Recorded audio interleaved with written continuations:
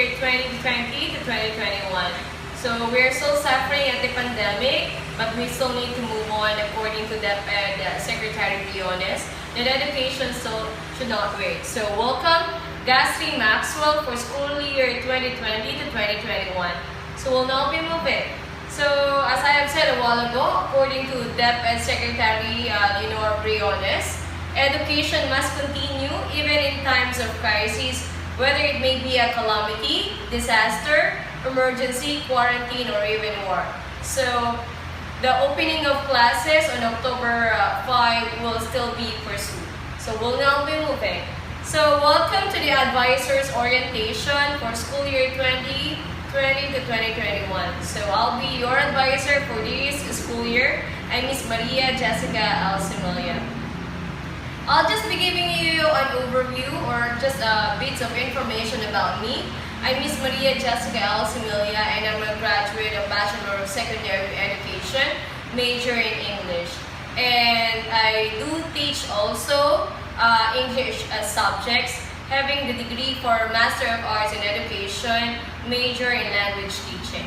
So I got a teaching experience already for almost 9 years already, from private school going to public school, ranging from the grades 1 to 4, college students, and youth for the senior high school students. So as an advisor, I got 4 years teaching experience, teaching GAS for the academic track. So we'll now be moving.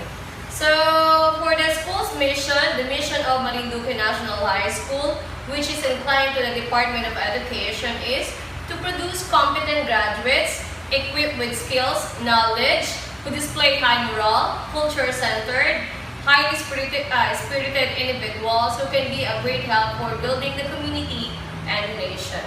So we are expecting you to have that at the end of your journey here in Marinduque National High School. So where are you enrolled? You are enrolled at an academic track under General Academic Strand into the section of Gastry Maxwell. So these are just a few school rules that we have here at Marinduque National High School, since we're going to use the modular instruction for the distance mode of learning. So the first one is be a good Ammunition student online and offline. Second one is be like student the same with face-to-face learning. And later on you'll understand how are you going to deal with that. And the third one is be responsible. And the fourth one, which is our goal for our section, is you enrolled in this school year, so you should also graduate because you are under grade 12. Okay? So we'll now be moving. So for this school year, since we're heading and still suffering from the COVID pandemic, the COVID-19, so we're going to use the distance learning through modular instruction. For the distance learning through modular instruction, you need to look into the two concepts that we need to use as we go on for the school year 2020 to 2021. The first one is the use of modules, and the second one is the use of session guide.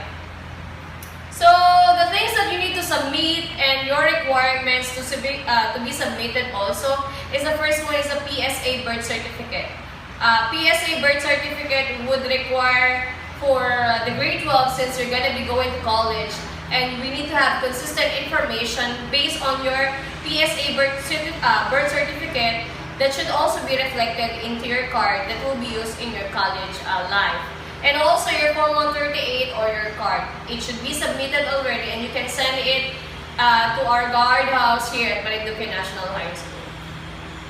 So regarding the class schedule, we do have two types of a class schedule.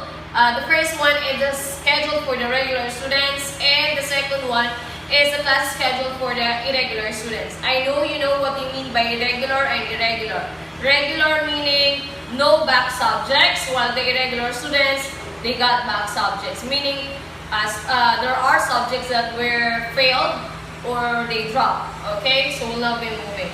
So this is the schedule for the regular students. For Monday, Tuesday, Wednesday, Thursday, and Friday. As you see, we got a different schedule, different from what I sent to you last time, which which was about the cycle scheduling. But the Department of Education did not permit that and have another memorandum, DepEd memorandum, wherein the Marinduque National High School should comply into the usual normal school learning, normal way of learning, wherein the 8 subjects should be taken for the one whole week. So Monday you do have contemporary arts. In the afternoon you got organizational management. Tuesday practical research. UCSP in the afternoon. Wednesday Filipino sa Pilingarang. In the afternoon PE and health. Thursday 21st century, and in the afternoon is the MIL. And for the Friday, you have, for the week 1 we do have the HGP, and at the second week we do have the CGP. HGP is about the homeroom guidance program, and the CGP is about the career guidance program. So we'll now be moving. For the irregular students, I sent to you and PMU your own schedule. You have a different schedule from the regular students since you got different subjects. Now, let's now move on with your session guide. Session guide is encrypted into your modules. Your session guide will be used for the guide when you read and answer your module, and how are you going to submit that also. So for your session guide, you need to learn 2 things. First one is how are you going to use the session guide, and the second one is what are the information that you have in your session guide. So you need to look into first, you need to read the activities to be accomplished for a certain subject. So you will look into the date and also the activities to be accomplished that is encrypted into your session guide. So you can study that one. Anyway, I already sent to you your session guide, and your subject teachers also sent to you your session guide for each subject area. So let's now proceed. So now that we are using the distance learning modality, we're going to use the class monitoring in 2 varied ways. The first one is the asynchronous consultation hour, and the second one is the synchronous consultation hour. What is synchronous consultation hour? Synchronous consultation hour is where the teacher and the student will have online consultation that can be done through video conferencing, Facebook Live, group chat, call, text, and peer teaching, or you can have also the Google Classroom and other forms of media and communication for the teacher to communicate with you. So there will be recitation also, like in the face-to-face, but through the forms of that media communication. And this also applies a 2-way process of distance learning. Why is it? It's a 2-way process because you have the teacher with you and you yourself, you're communicating with each other. That's why it's a 2-way process, because there's a feedback. So let's now move on with another means of consultation hour for the class monitoring. The asynchronous consultation hour is it's a mean of communication of consultation or class monitoring, wherein it's a one-way consultation hour. Because you are the only one who's learning the subject, who's reading the module, who's watching the video presentation, who's reading the PowerPoint presentation, and going to the YouTube videos that is the links that were sent by your subject teacher. So in short, asynchronous consultation is you're learning it by yourself. So one way, no feedback coming from your teacher. So that's asynchronous consultation. Now, how are you going to submit the activities? You're going to submit the activities into the following forms. The first one is a drop-off point, meaning you have your envelopes with you. The outputs will be put inside the envelopes, and you will send it to your kagawad, and the kagawad will send it to the drop-off point places. And I have already sent to you where are you included. Like for example, I think we do have 11 cluster, the cluster 1 to 11, wherein your barangay is a member of each cluster.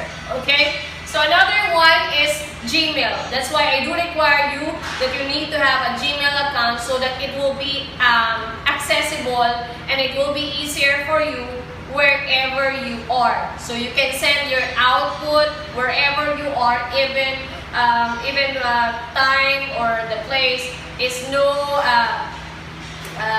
a difficult one for you to submit your activities. And another one is your Google Classroom.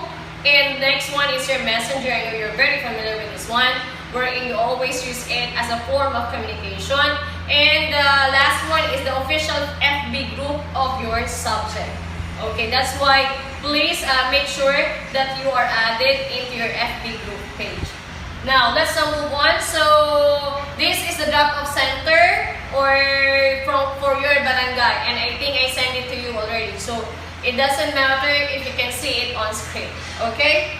So, we'll now be moving. So, the schedule of submission of envelopes from Marinduque National High School is every Sunday. While you need to submit already your envelopes, including your outputs, to your kagawad, so that your kagawad will be sending it to the drop-off. Because Sunday, Marinduque National High School will pick up your envelopes there and bring it to your advisor, and the advisor will be giving it to your subject teachers. Okay? So, next one, for the class rules and other reminders, though we are into not face-to-face learning, we need to look into the following class rules and other reminders. First one is you need to be responsible. Now, because not only that you're grade 12, but also if you want to graduate with having a competent skills and all, you need to be responsible in accomplishing the task and the activities that is needed for you. Second one is you need to be strict with times. Time in terms of passing your outputs and the things that you need to accomplish every day. You need to accomplish the task every day because you're gonna be bombarded and everything will pile up and you're gonna be stressed if you're not gonna follow the time schedule. Okay? Another one is be respectful. Be respectful not only for your subject teachers, not only for other teachers, but also for your classmates. Be respectful in terms of giving your efforts. Huwag niyong paasahin ang inyong mga kagrupo. That's being respectful also. Be respectful also in giving your time. Dapat sumasakto kayo sa tamang oras ng pagpapasa. Okay? So, not only with words, but also with action. Another one is be cooperative and be participative. Huwag kayong paasa sa mga bagay-bagay. Baka hindi kayo nakikipag-cooperate sa inyong mga kaklase, hindi kayo nakikipag-cooperate sa inyong mga teachers o ang tendency nun babagsak kayo. So, be cooperative and be participative. Another one is be inquisitive. Huwag mahihiyang magtanong. So, ang nangyayari kasi kapag hindi kayo nagtanong, mas mamamali kayo.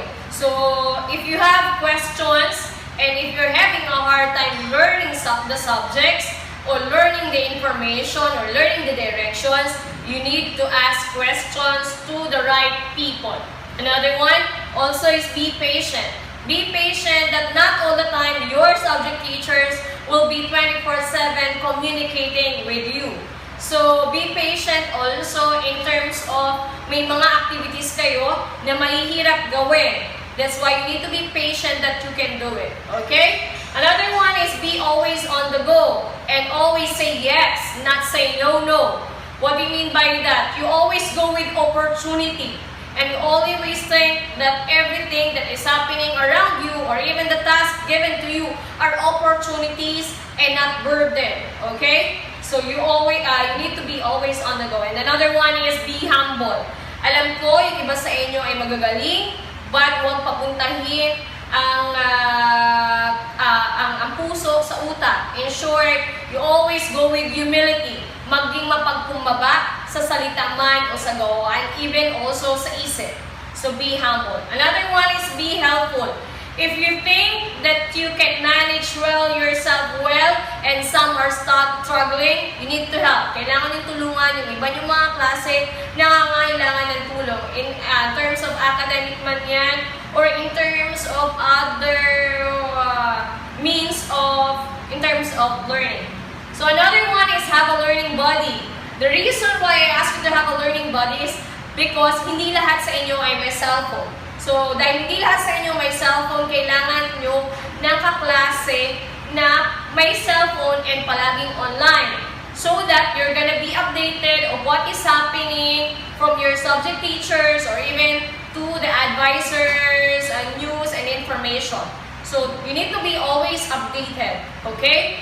Another one also is you need to be considerate. Be considerate with words and action. Lalo na ngayon na tayo ay nasa pandemya, and your means of communication only is your social media. Huwag niyong pagtetenggahin ang inyong mga subject teachers sa pagpasa ng mga gawain. At kapag pinasa ninyo ay gusto niyo agad-agad, huwag naman ganon. Because your subject teachers were also checking lots of outputs. Like me, I'm handling 400 students. So if I got 400 students, I got 400 students to check. Okay, and to communicate also. So you need to be considerate with your actions and also be considerate with your words. Okay? So let's move on. So another reminders also is, though we are into the modular instruction and we're not having face-to-face, but you need to do also what we have in the face-to-face. In short, when you're going to school, di ba naliligo kayo, nagtututbrush kayo, kumakain kayo, and all. So now that you're at your home, make sure that you do also those routines for you to set your mind that you're going to learn. So if you're going to learn, dapat malinis ako, nakapagligo ako, nakaset yung katawan ko, isip ko, puso ko, na mag-aaral ako. So that's it. So it's about the consistency of having from face-to-face and also with modular instruction. Another one is always communicate with your subject teachers, especially with the irregular students. Yung mga, again, yung mga estudyante, you always communicate, lalo na kapag nakapagpasa na kayo, ay i-remind ang inyong mga subject teachers na nakapagpasa na kayo. Kasi baka ma-misplace nila ang inyong mga gawain. Another, prioritize your studies first. You need to prioritize your studies because you are grade 12. You want to graduate and you need to graduate. If you want to go to college, you need to pass all your subjects for you to have your diploma. So that's the goal. Prioritize your studies first. Hanggat maaari ay yung binigay sa inyong schedule ay nakalaan para sa inyong subject area at no other mga kaek-ikan pa. So let's move on. Another one is always communicate when you need it. So kung sa tingin nyo, nahihirapan kayo, you try to message your classmates, you try to message your subject teachers. Next one is, make sure you are already added in all group chats for each subject area. Like the ones that I have told you, kailangan updated kayo sa mga information. Kasi baka may mga pagbabago.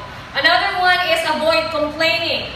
Avoid complaining because naniniwala ako na complaining means a negative thing. So instead of complaining, why don't you suggest? Why don't you recommend? So be positive. So if you think may problema ka, you try to ask your teacher. So, not complain with other people. Complain to the ask the person that you are involved with. Yung makakasagot sa iyong problema. Huwag magtatanong sa iba na nagkikreate lang ng commotion. Lalo na ngayong pandemya. Understand? So, we'll not be moving. So, another reminder also is you need to check your modules. Sa regular students, you need to have 8 modules into your envelope. And please check your pages. Check the pages of your module. Another one, update your advisor of what is happening in your journey of learning. Mas maganda kung maliit pa lang ang problema, kinokontak nyo na kami. Kaysa malaki na ang problema, mas mahirap gawa ng solusyon. Another, make sure you have downloaded the instructional materials if you have cell phone or other means of accessing it. Para ma-check ninyo kung tama yung natanggap ninyong module. Understand? So, please, that's why I ask you to download your Google Drive, your Gmail apps, and then your Google Drive and your WPS or your Microsoft Word. And then also, pag nagsimula ng October 5, maraming mga activities yan na ibibigay ang inyong mga teachers. So hanggat maaari, there's no face-to-face contact among your classmates for your other activities. Hanggat maaari, use your cell phone and use other means of communication if you want to collaborate with your classmates. Walang face-to-face. Another one is also practice creativity, resourcefulness, and resiliency. So what do you mean by that? Hanggat maaari, dahil tayo ay nasa pandemya, hindi kami tatanggap ng pwede na. Make sure that the activities and the outputs that you're submitting to us is the best output that you can give because you are going into the quality and to be a competent graduate. Another also is be resourceful. Kung hindi pwede ang option A, option B, meron tayong 21 alphabets. So, you need to have plan A, plan B, plan C. Kung hindi kaya yung isang bagay. So, maraming pwede kayo maging mapamaraan. Another one is resiliency. Resiliency in terms of you adapt to changes. So, even there will be struggles, adversities, you still go with opportunity. So, that is being resilient. Okay? So, Gasry Maxwell has this goal. The goal, since you are grade 12 students, no one should be left behind. What do you mean by no one should be left behind? All of you will graduate. Lahat kayo ay magtutulungan. Another is all of you will be ready for college or workforce. Ibig sabihin, dapat hindi lang kayo pumasa lang. Dapat ready kayo for college because mahihirapan kayo kung babanjing-banjing nyo lang ang inyong mga subjects. Dahil gusto nyo lang pumasa. But if you aim high, if you want to go to college, and if you want to be into the workforce, you should be qualified and you should have the competencies needed for you to be in college. So I think that's it for the advisor's orientation. So I want to end the advisor's orientation with the following quotes by Thomas Edison, that our greatest weakness lies in giving up. The most certain way to success is always to try just one more time. So don't give up kahit nagkakaroon tayo ng pandemya. And if you have worries with you, give all your worries and cares to God, for He cares about you. So have a good day, everyone, and let's see each other again before October 5. Goodbye. Audio Jungle.